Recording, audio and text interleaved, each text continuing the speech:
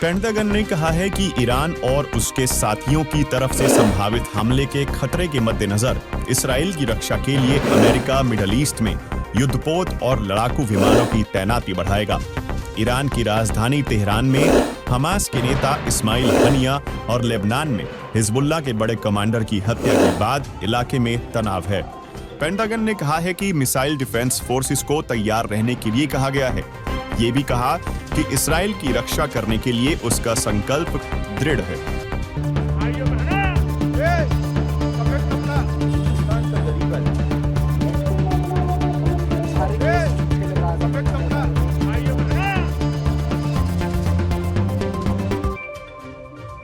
Iran के सर्वोच्च नेता अयतुल्ला खामेनेई ने हनिया की मौत के बाद इसराइल को कड़ी सजा देने की बात कही थी।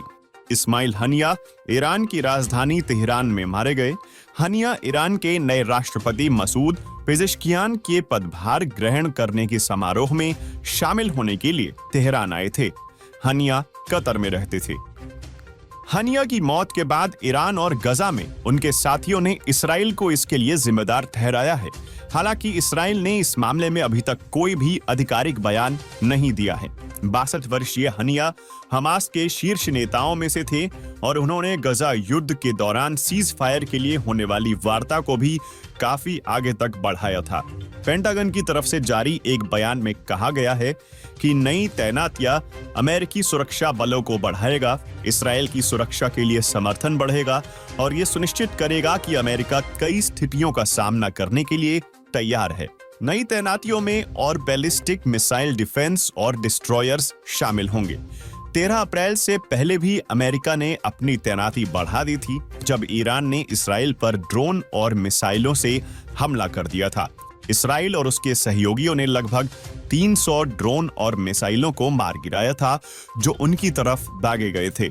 इसराइल ने अभी तक हनिया की मौत को लेकर सीधे तौर से कुछ भी नहीं कहा है, लेकिन प्रधानमंत्री बिन्यामिन नेतन्याहू ने हाल के दिनों में ऐसे बयान दिए हैं कि उन्होंने अपने दुश्मनों को बड़े नुकसान पहुंचाए हैं, जिसमें बेरूत में शुक्र की हत्या भी शामिल है।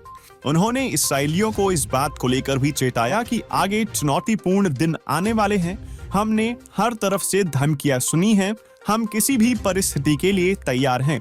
इससे पहले पेंटागन की प्रवक्ता सबरीना सिंह ने कहा था कि अमेरिका ने कभी ये नहीं माना था कि बात इतनी बढ़ जाएगी। बिन्यामिन नेतन्याहू ने कहा है कि एक इस्राएली प्रतिनिधि दल आने वाले दिनों में गजा सीज फायर और बंधकों की रिहाई के लिए काहिरा का दौरा करेगी।